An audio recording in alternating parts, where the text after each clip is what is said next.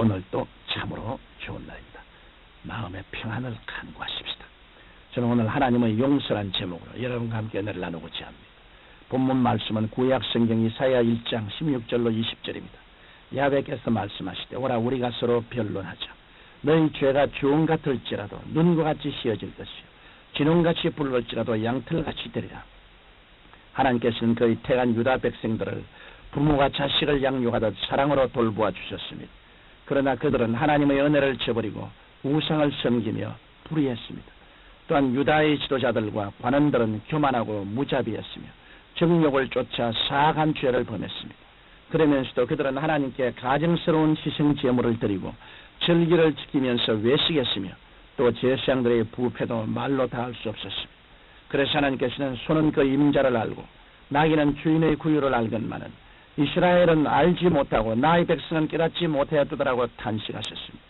그런가 하면 하나님께서는 자비와 사랑이 한이 없으시기 때문에 그들이 죄를 버리고 속히 돌아와서 풍성한 복을 누리는 백성이 되라고 간곡히 권면하셨습니다. 이러한 하나님의 용서는 누구에게도 차별이 없습니다. 미국 어느 남부 지역에서 있었던 일입니다. 어떤 중년 남자가 술을 마시고 집에 돌아와 자기 아내와 크게 다투었습니다.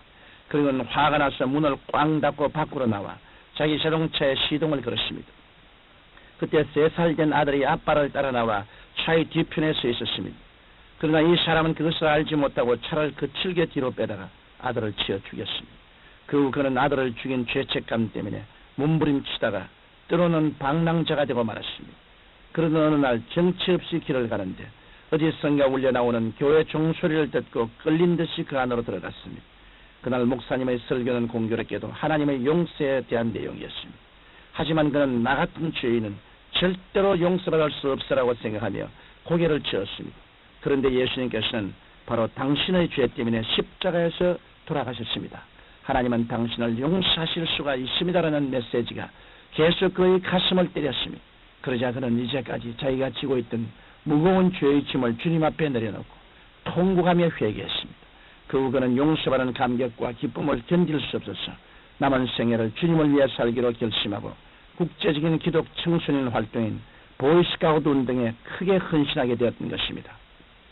성경 시편 86편 5절에 주는 선하사 사유하시기를 즐기시며 주께 부르짖는 자에게 인자하심이 후하심이니이다라고 하셨고 미가서 7장 18절로 19절에는 주께서는 죄악을 사유하시며 그 기업의 남은 자의 허물을 넘기시며 인애를 기뻐하심으로 노를 항상 품지 아니하시나이다. 다시 우리를 긍휼히 여기셔서 우리의 죄악을 발로 밟으시고 우리의 모든 죄를 깊은 바다에 던지시리더라고 말씀하셨습니다. 하나님의 용서는 차별이 없으시고 완전하십니다. 그러므로 하나님 앞에 나아오는 자는 누구든지 죄를 용서받을 수 있는 것입니다. 또한 어떤 죄라도 용서받을 수 있습니다. 여러분 중에 나는 죄가 너무 크고 많기 때문에 용서받을 수 없다고 생각하시는 분이 계십니까? 성경은 시편 78편 38절에서 오직 하나님은 자비하심으로 죄악을 사하사 멸하지 아니하시고 그 진노를 여러 번 돌이키시며 그 분을 다 바라지 아니하셨으니라고 말씀하고 있습니다. 다윗은 이스라엘 왕으로서 하나님께 사랑받는 자였습니다. 그러나 그는 순간적인 정욕을 이기지 못하여 그의 충복인 우리아의 아내 밧세바를 범하는 죄를 짓고 그것도 모자라 우리아를 일부러 격렬한 싸움터에 보내어 적군의 화살에 맞아 죽게 했습니다.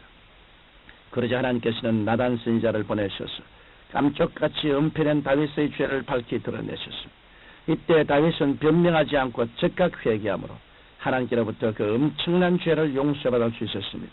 또한 가늠하다 현장에서 잡힌 여인도 예수님께 용서를 받았으며 예수님께서 십자가에 달려 돌아가실 때 그 옆에 달려있던 흉악한 강도도 회개하여 용서를 받았습니다.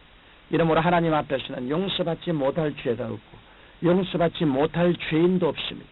우리는 모두 죄를 짓고 추악하여 버림받아야 마땅한 존재이지만 하나님께서는 우리를 불러주시고 그 아들 예수 그리스도의 피로 우리의 모든 죄를 다 용서해 주신 것입니다. 그러나 인간이 고의로 성령님을 회방하는 죄는 용서받을 수 없습니다. 성경 마태복음 12장 31절에서 사람의 모든 죄와 회방은 사심을 얻되 성령을 회방하는 것은 사심을 얻지 못하겠구나고 말씀하셨습니다. 또 히브리서 10장 28절로 29절에는 모세의 법을 피한 자도 두세 증인을 인하여 불쌍히 여김을 받지 못하고 죽었거늘 하물며 하나님의 아들을 밟고 자기를 거룩하게 위한 언약의 피를 부정한 것으로 여기고 은혜의 성령을 욕되게 하는 자의 당연히 받을 형벌이 얼마나 더 중하겠느냐 너희는 생각하라고 말씀하셨습니다. 성령께서는 부활하신 주님을 증거하시는 그리스도의 영이시기 때문에 성령을 회방하는 것은 그리스도께서 참 신이시요 참 인간으로서 인류의 구주가 되심을 불신하는 것입니다. 따라서 성령 회방죄는 그리스도를 믿지 않은 죄이므로 정죄를 받게 되는 것입니다. 성경 마가복음 16장 16절에 믿고 세례를 받는 사람은 구원을 얻을 것이요 믿지 않은 사람은 정죄를 받으리라고 말씀하셨습니다. 여러분께서는 예수 그리스도를 구주로 믿으시면 아멘 하십시다. 성령께서 여러분을 하나님의 자녀로 인쳐주신 것을 믿으시면 아멘 하십시다. 여러분은 이미 예수님을 구주로 믿고 용서받은 사람들입니다. 구원의 확신을 가지시기 바랍니다. 그러나 우리가 살아가면서 육신이 연약하고 마음이 허약하여 지은 죄는 날마다 하나님 앞에 회개해야 합니다. 성경 요한일서 1장 9절에 만일 우리가 우리 죄를 자백하면 저는 미쁘시고 이로써 우리 죄를 사하시며 모든 불의에서 우리를 깨끗게 하실 것이요라고 하셨습니다. 이러므로 우리가 하나님의 말씀에 자신을 비추어 보아 어긋난 것이 있으면 저는 하나님 앞에 이런 죄를 범했습니다라고 즉시 자백해야 합니다. 하나님께서는 오늘 본문 말씀인 이사야 1장 19절로 20절에서 너희가 즐겨 순종하면 땅의 아름다운 소선을 먹을 것이요 너희가 거절하여 배반하면 칼에 삼키리라고 말씀하셨습니다. 이러므로 진심으로 회개하고 주님의 말씀을 순종하는 자는 영혼이 잘됨같이 범사에 잘되고 강렬한 복을 받을 수 있지만 하나님을 거역하고 불순종하는 자는 하나님의 진노를 피할 수 없는 것입니다. 사랑하는 청취자 여러분, 유다 백성들의 죄악이 발바닥에서 정수리까지 차고 넘쳤으나 하나님께서는 오라 내가 너희를 용서하리라고 말씀하셨습니다.